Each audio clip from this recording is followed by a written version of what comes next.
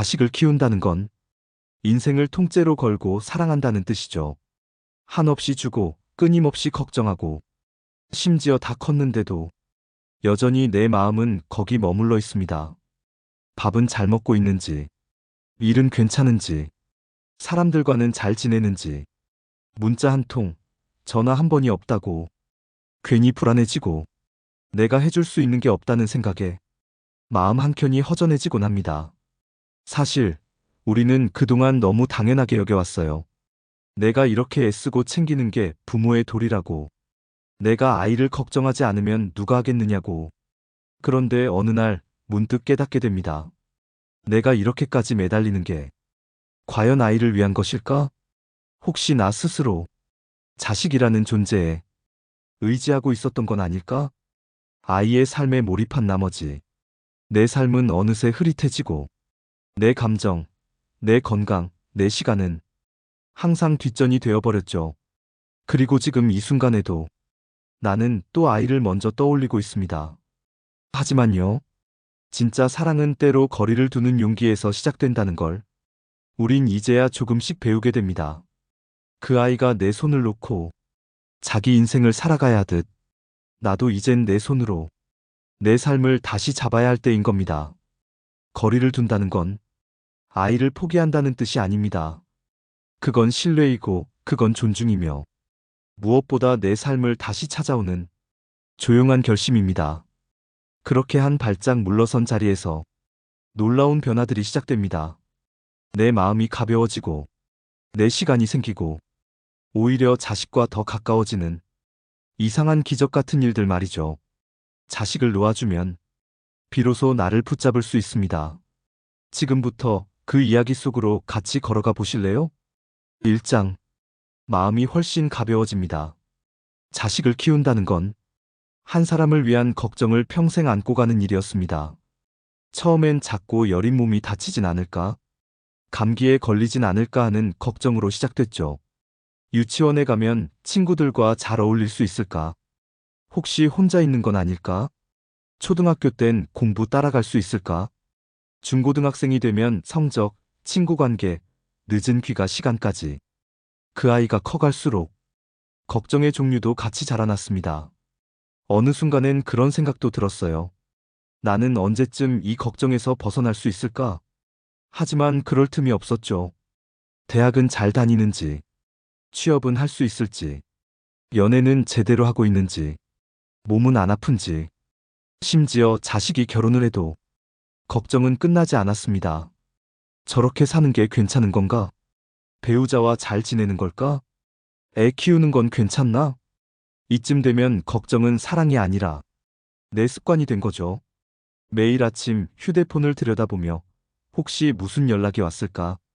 밤늦게까지 잠 못 들며 오늘도 그냥 넘어가는 걸까? 어쩌면 나는 아이가 잘 되길 바라기보다는 내가 덜 불안해지고 싶어서 걱정을 멈추지 못했던 건지도 모릅니다. 그런데요, 정말 마음먹고 거리를 두어봤습니다. 아무 연락이 없어도 굳이 먼저 연락하지 않기로, 아이가 나를 찾을 때까지 기다려보기로요. 처음엔 참 불안했습니다. 이게 잘하는 일인가? 혹시 아이가 실망하는 건 아닐까? 며칠간은 자꾸만 손이 휴대폰으로 가고 전화기 벨소리에 가슴이 철렁했죠. 그런데 이상하게도 그 시간이 조금 지나니까 조금씩 마음이 편안해졌어요. 어라, 조용한 하루도 나쁘지 않네. 혼자 있는 이 시간이 이렇게 좋았었나? 조용히 앉아 차를 마시고 책 한 페이지를 넘기며 웃기도 하고 산책하면서 처음 보는 꽃에도 눈길이 가기 시작했습니다. 그렇게 자식에게서 물러선 자리엔 나라는 사람이 다시 돌아오고 있었습니다. 그리고 무겁게 내려앉았던 마음이 조금씩 풀어지듯 가벼워졌습니다. 그동안 나는 자식을 향한 걱정에 내 마음을 너무 오래 내어주고 있었던 거예요. 그 걱정을 내려놓자 비로소 나도 나를 챙길 수 있게 됐습니다. 그리고 또 한 가지, 믿지 못해서 걱정했던 그 아이가 사실은 이미 제 몫의 삶을 잘 살아내고 있었단 것도 알게 되었어요. 이제는 믿어주는 사랑을 하기로 했습니다. 걱정으로 조이는 사랑이 아니라 한 발짝 물러나 마음으로만 안아주는 사랑을요. 그랬더니 마음이 정말 많이 가벼워졌습니다. 2장. 자식이 오히려 더 다가옵니다. 아이를 향한 마음이 너무 커서 하루라도 연락이 없으면 무슨 일 있는 거 아닐까? 혹시 나를 피하는 건 아닐까? 수많은 생각들이 머릿속을 떠다닙니다. 그래서 우리는 자꾸 먼저 연락하게 되죠. 잘 지내지? 밥은 챙겨 먹었니? 요즘은 어떠니? 처음엔 반갑게 대답하던 아이도 자꾸 반복되다 보면 점점 반응이 짧아집니다. 바빠서 그래. 응, 괜찮아. 나중에 얘기하자. 이런 말이 돌아올 때마다 마음 한켠이 서운해지고 이게 부모 자식 사이가 맞나 싶은 생각마저 들죠. 그런데 어느 날 나 스스로 문득 이렇게 생각하게 됐어요. 내가 너무 들이댔던 건 아닐까? 아이에게는 아이의 시간이 있고 그 시간을 내가 자꾸 침범하고 있었던 건 아닐까? 그 생각이 든 순간 나는 연락을 멈췄습니다. 기다리지도 않았습니다. 솔직히 말하면 처음엔 너무 허전했습니다.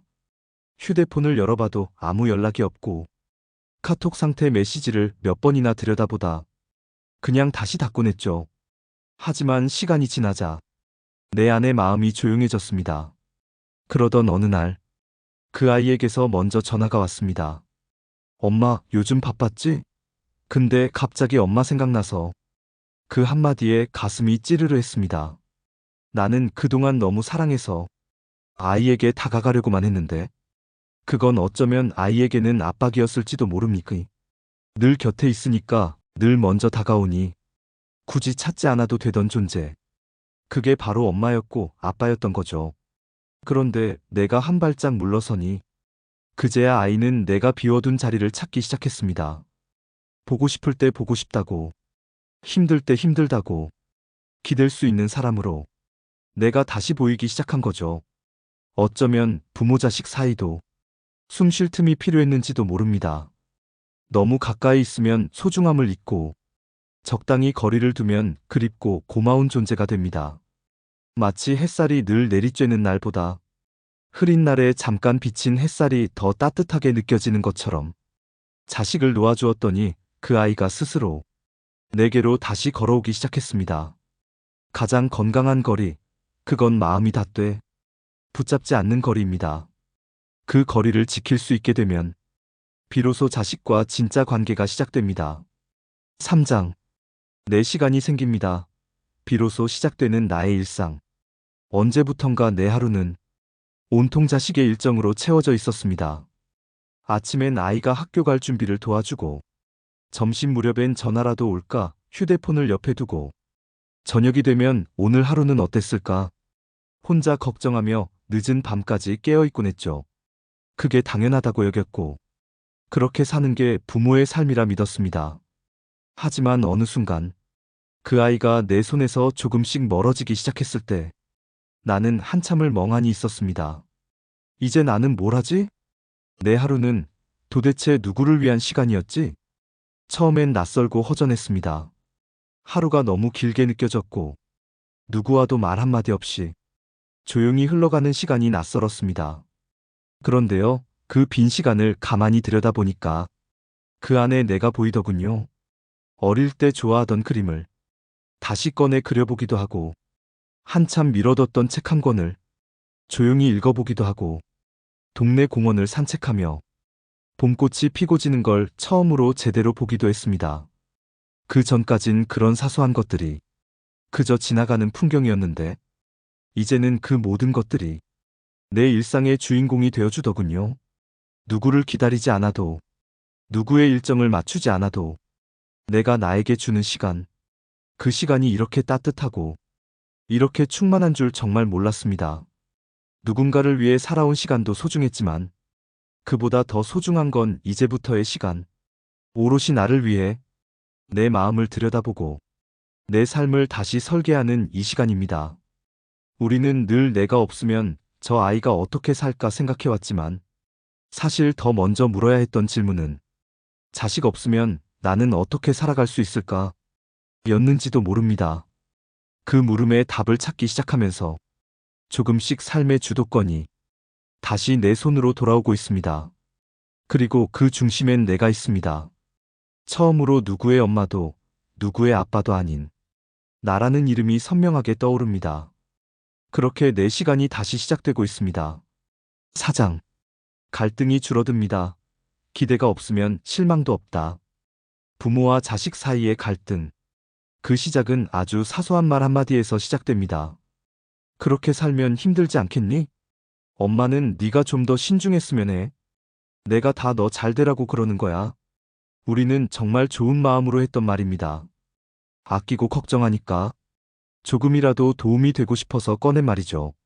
하지만 아이 입장에서는 그게 잔소리였고 간섭이었고 심하면 부담이었습니다. 나도 모르게 기대했던 겁니다. 이 정도는 해줘야지. 내가 이렇게까지 했는데 그 정도는 들어줘야지. 부모 말은 좀 들어야 하지 않겠니? 이 기대가 쌓이면 그 끝은 실망이고 실망이 쌓이면 결국 섭섭함이 됩니다. 그 섭섭함은 대화 속에서 자꾸 삐져나오고 표정에 고스란히 묻어납니다. 그리고 결국 자식은 그런 부모를 피곤한 사람으로 느끼게 됩니다.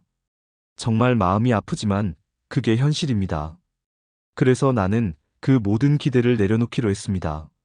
아이의 선택에 대해 더 이상 조언하지 않기로, 내 생각을 앞세우지 않기로, 정말로 아이가 나를 찾아와 물어볼 때만 조용히 나의 경험을 건네주기로 했습니다. 처음엔 쉽지 않았습니다. 입이 근질거리고 말을 꺼내고 싶은 충동이 입안까지 올라오기도 했죠. 하지만 참았습니다. 그랬더니 정말 신기하게도 분위기가 달라지기 시작했어요. 서로 얼굴을 마주할 때 표정이 부드러워졌고 대화할 때 긴장 없이 웃는 시간이 조금씩 늘어났습니다. 아, 내가 괜히 상처 주지 않으려고 애쓰는 모습을 아이도 느끼고 있었구나. 그리고 더 놀라운 건 내가 기대를 내려놓자 아이도 마음을 더 열기 시작했다는 거예요. 이제는 자기가 먼저 일 얘기를 꺼내고 힘들었던 하루를 솔직하게 털어놓기도 합니다. 그때 알게 됐습니다. 기대 없는 마음이 관계를 얼마나 편안하게 만드는지를.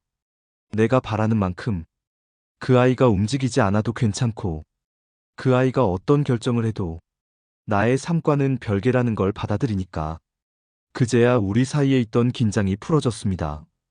부모가 거리를 두면 관계는 무너지는 게 아니라 오히려 더 안전해집니다. 그리고 그 안에서 갈등은 천천히 사라져갑니다. 5장.